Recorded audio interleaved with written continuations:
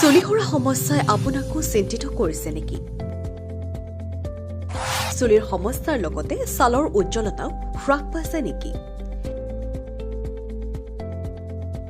বিভিন্ন সমস্যাৰ সমাধান কৰিব এবিধ উপাদানে। বৰ্তমান সকলো মানুহেই স্বাস্থ্যৰ প্ৰতি যথেষ্ট সচেতন। শৰীৰটো নিৰোগী কৰি ৰাখিবলৈ বিভিন্নজনে বিভিন্ন উপায় অৱলম্বন কৰা দেখা যায়। শীতকাল অহাৰ লগে লগে আমি আমাৰ স্বাস্থ্যৰ কেতবোৰ বিশেষ যতন ল'বলগীয়া হয়। এই ক্ষেত্ৰত ছালৰ যতন উল্লেখযোগ্য। আয়ুৰ্বেদিক চিকিৎসাৰ পৰা আধুনিক পুষ্টি বিজ্ঞানলৈ সকলো ক্ষেত্ৰতে সমানে গুৰুত্ব পোৱা এবিধ সামগ্ৰী হৈছে তিল। কলা তিলত পোৱা যায় শক্তিশালী এণ্টি অক্সিডেণ্ট, স্বাস্থ্যৰ উপযোগী চৰ্বি, ভিটামিন আৰু বহু উপকাৰী খনিজ পদাৰ্থ, যিবোৰ নিৰোগী শৰীৰৰ বাবে যথেষ্ট গুৰুত্বপূৰ্ণ। ইয়াৰ মাজতে প্ৰশ্ন হ'ব পাৰে যে তিলে স্বাস্থ্য নিৰোগী কৰি ৰখাত কেনেদৰে সহায়ক হয়। ছালৰ বাবে উপকাৰী কলা তিল। কলা তিলত আছে ভিটামিন ই, এণ্টি অক্সিডেণ্ট আৰু উপকাৰী ফেটি এচিড, যিবোৰে ছালৰ আৰ্দ্ৰতা ধৰি ৰখাত সহায় কৰে। নিয়মিত কলা তিল খোৱাৰ অভ্যাস কৰিলে ছালৰ শুষ্কতা হ্ৰাস কৰে। তাৰ উপৰিও নিয়মিত তিল খালে শৰীৰত বাৰ্ধক্যৰ চাপ পলমকৈ পৰে। ছালৰ উজ্জ্বলতা বজাই ৰাখে। চুলিৰ বাবে উপকাৰী কলা তিল।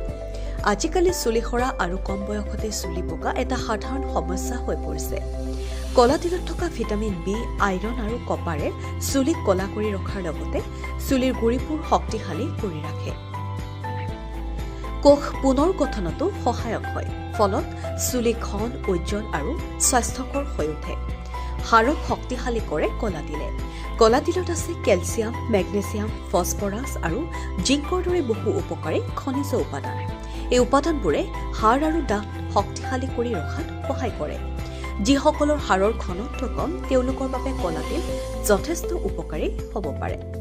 হৃদযন্ত্ৰৰ বাবেও উপকাৰী। অমেগা-3 ফেটি এচিড, ফাইবাৰ আৰু এণ্টি অক্সিডেণ্ট থকাৰ বাবে কলা তিলে তেজত কলেষ্টৰেলৰ মাত্ৰা হ্ৰাস কৰাত যথেষ্ট সহায় কৰে। ফলত হৃদযন্ত্ৰ ভালে থাকে। হৃদৰোগৰ সম্ভাৱনাও হ্ৰাস পায়। হজম শক্তি বৃদ্ধি কৰা কলা তিলত থকা ফাইবাৰে হজম শক্তি বঢ়ায়। অন্ত্ৰ পৰিষ্কাৰ ৰখাৰ লগতে কোষ্ঠকাঠিন্যও প্ৰতিৰোধ কৰে। নিয়মিত পেটৰ সমস্যাত ভোগা লোকসকলৰ বাবে কলা তিল যথেষ্ট উপকাৰী। চেলেনিয়াম, জিংক, আইৰণ আৰু ভিটামিন বি কমপ্লেক্স, যিবোৰে শৰীৰৰ ৰোগ প্ৰতিৰোধৰ ক্ষমতা বৃদ্ধি কৰে।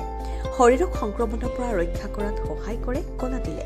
প্ৰতিদিনে 2 পৰা 3 চামুচকৈ কলা তিল খোৱাৰ অভ্যাস কৰিব পাৰিলে বিভিন্ন উপসৰ্গৰ পৰা হাত সাৰি থাকিব পাৰি। সেইবাবেই তিলক কোৱা হয় super food. News desk report, NDTV।